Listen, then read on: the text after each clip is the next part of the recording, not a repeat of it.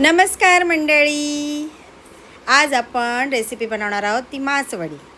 आता तुम्ही म्हणत असा हा कुठला प्रकार, तर हा बेसनचा प्रकार असतो आणि खायला अगदी टेस्टी मटणासारखा रस्सा होतो।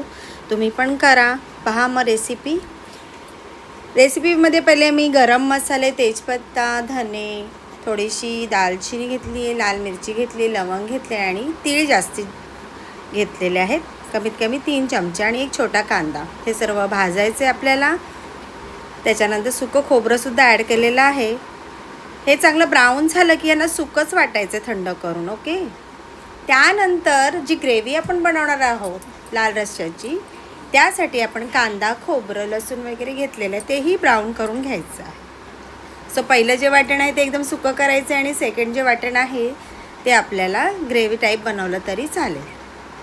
त्यानंतर जिऱ्याची फोडणी देऊन हळदीचं पाणी करायचं आहे, त्यात बेसन ॲड करायचं आहे मीठ घालून आणि चांगलं त्यांना शिजू द्यायचं आहे, जसं आपण बेसन करतो त्याप्रमाणे।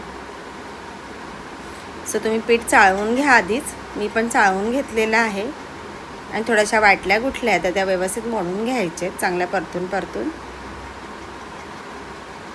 इथे रस्सा तयार करण्यासाठी मी फोडणी देत आहे। तेल घेतलेलं आहे, राईची फोडणी आणि जिरेची फोडणी देत आहे। त्यानंतर आपण जे वाटप केलेलं आहे ते आपल्याला घालायचं आहे। वाटप घालून झालं तर तेलावर चांगलं शिजवायचं आहे। लाल मिरची मी विसरलेली फोडणीला घालायची, ती मी नंतर घातली आहे। त्यानंतर आपण त्यात आपला घरचा लाल मसाला ॲड करणार आहोत, हळद ॲड करणार आहोत आणि छान तेलावर पुन्हा परतून शिजवून घ्यायचं आहे। वाटणारा तेल सुटेपर्यंत चांगलं परतून घेतल्यानंतर पाणी ॲड करायचं आहे।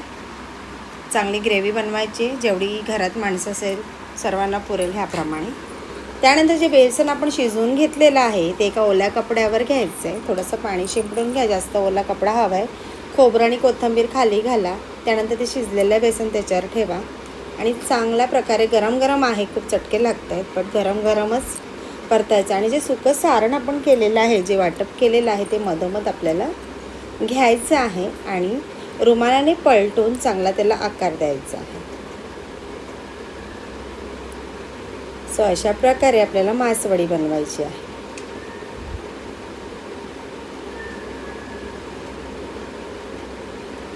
मग रुमाल काढून घ्या आणि त्याचे चांगले कापे करून घ्या। लाल रस्सा आपला तयार झालेला आहे, छान मस्त नाचणीची बाजरीची भाकरी। एन्जॉय करा, अशी रेसिपी बनवा, नक्कीच तुम्हाला आवडेल।